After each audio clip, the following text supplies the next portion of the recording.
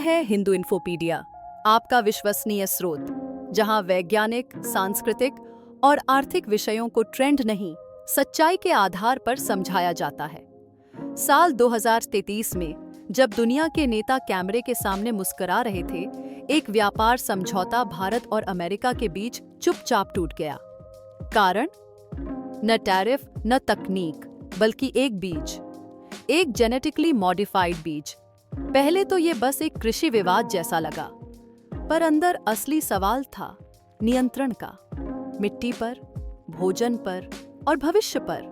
और भारत का जवाब था स्पष्ट, ना दोस्ती से बल्कि पराधीनता से। जीएमओज यानी जेनेटिकली बदले गए बीज प्राकृतिक नहीं होते।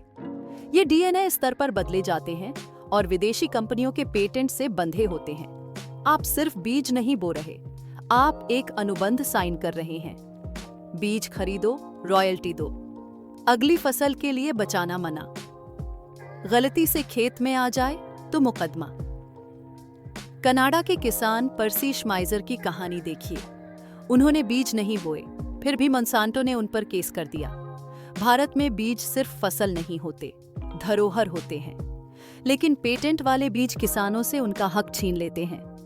ये है डिजिटल उपनिवेशवाद, युद्ध से नहीं, कानून से। इसी सोच के साथ अमेरिका भारत से चाहता था कि हम जीएमओ मक्का, सोया और कपास को अपने खेतों में जगह दें। कंपनियां जैसे बायर, मोंसांटो, ड्यूपॉन्ट इन बीजों पर पूरा नियंत्रण चाहती थीं। लेकिन भारत ने साफ कहा नहीं, क्योंकि एक बार बीज गया तो मिट्टी गई, और मिट्टी गई तो स्वराज्य भी गया। अब सवाल उठता है, जीएमओ से फायदा किसे और खामियाजा किसका? बायर, ड्यूपॉन्ट, कारगिल जैसी कंपनियां कोई किसान मित्र नहीं है, ये वैश्विक कॉरपोरेट हैं। जीएमओ फसलों से अमेरिकी खेत भरे हैं। लेकिन उसके साथ क्या हुआ? मोटापा 3 गुना बढ़ा, टाइप 2 डायबिटीज बच्चों में बढ़ी, मानसिक रोगों में वृद्धि, लीवर रोगों का ग्लाइफोसेट से जुड़ाव। और इन सब की रिसर्च अक्सर वही कंपनियां फंड करती हैं जो उत्पाद बनाती हैं। क्या इसे निष्पक्ष विज्ञान कहा जा सकता है? भारत ये रास्ता पहले चल चुका है, बीटी कपास के साथ। 2002 में इसे चमत्कारी फसल कहकर पेश किया गया, पर हुआ क्या? इकाक की बीज दोबारा उपयोग नहीं कर सकते, लागत बढ़ी, कीट प्रतिरोध बढ़ा, और 60% किसान कर्ज में डूबे। महाराष्ट्र, तेलंगाना जैसे राज्यों में यह कर्ज आत्महत्याओं तक पहुंचा।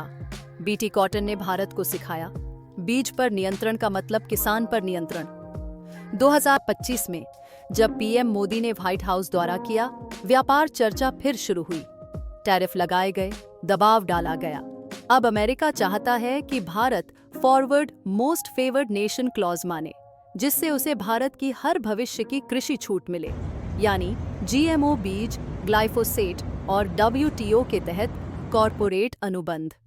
एक लीक मेमो बताता है ये क्लॉजेस अमेरिका की मुख्य मांग है, लेकिन भारत पीछे नहीं हटा। 1979 पर्यावरण अधिनियम अब भी लागू है, जो जीएमओ फूड क्रॉप्स पर रोक लगाता है। और बीटी कॉटन का दर्द अब भी ताजा है। आज भी जब बातचीत वॉशिंगटन में जारी है, भारत का मौन कमजोरी नहीं, संप्रभुता की मौन रक्षा है।